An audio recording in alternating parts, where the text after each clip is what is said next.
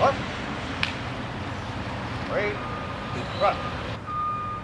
Oh, can you see by the dawn's early light what so proudly we hailed at the twilight's last gleaming, whose broad stripes and bright stars through the perilous fight o'er the ramparts we watched were so gallantly streaming, and the rockets red glare, the bombs bursting in air, gave proof through the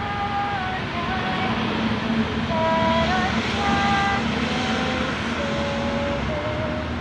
I want to welcome you all to Veterans Day 2015. Very, very happy to see such a good turnout.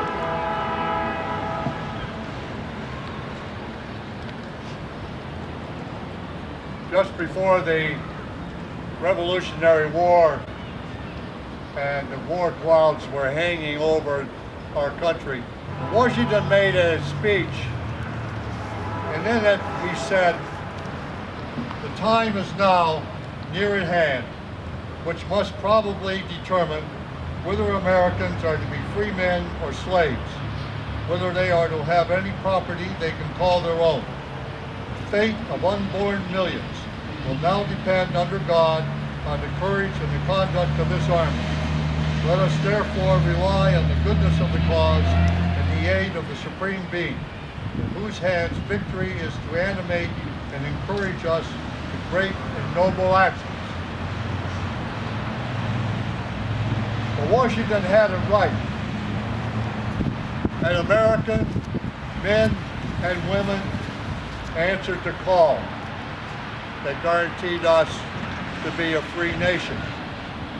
And over the years, whether the War of 1812, whether it was the Cuban Spanish-American, whether it was World War I or II, or the causes that we have today, American men and women answered that call and stood fast against an enemy. Before I proceed to Our eternal Father which is in heaven, we come today to thank you for all of those men and women serving in this country's armed forces on foreign and domestic soil, past and present. We thank you for their presence as a peacekeeping force. Guide and protect them in the discharge of their duty. All right, I want to thank all the veterans here today from World War II, Korea, Vietnam, the Gulf War, and Iraq and Afghanistan. And I want to pay a special attention to the Army, the Air Force, and the Navy nurses, because in Vietnam they came under artillery and rocket fire and mortar fire just like everybody else. So I want to thank all the veterans who have served honorably. Anyhow, now let me tell you a little bit about some of our events in Vietnam. Probably all the Marines who trained for Vietnam, at least before 1968, trained with an M14 rifle. It's a good, reliable 7.62 round rifle. You had your little, in the stock, you had your place to put your rifle cleaning kit. But then just about the time we were ready to go over, we were issued M16s. Now the M16 rifle was originally designed and was to be used by Air Force security. It was not, in that stage in 1968, a good weapon for infantry forces, such as the Army or the Marines. They needed cleaning frequently. They jammed frequently. Marines and soldiers were killed. They would write home to their parents and say, please send us firearms. Please send me handguns and ammunition, because when the M16 is jammed in a firefight, I need something to protect myself. Isn't it amazing that the richest country in the world sends our troops, let's call them our warriors, off to battle with an inferior weapon? The AK-47 was superior to the M16 in any firefight in Vietnam. Anybody want to disagree with me on that? All right, good. All right. Let's talk about Iraq and Afghanistan. Remember, we're going to be greeted as liberators. That was, that was 12 years ago. And so we've had troops going back time and time again for many tours.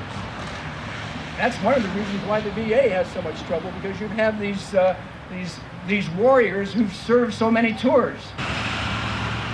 And George Washington farewell speech to his troops at the close of the Revolutionary War, he made a statement. And he said, just to paraphrase and quickly cut it short, was that any nation who forgets their veterans is doomed to fail. We cannot, we will not allow such things to happen. But there is a great debt owed to those who have served their country. The men, the women who gave up so much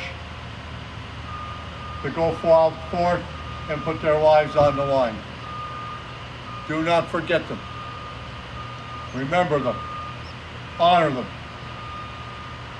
And the best thing in the world to honor them is to shake their hand and say thank you. It doesn't have to be anything grand and glorious. A simple thank you. And raise your children to be patriotic and honorable adults.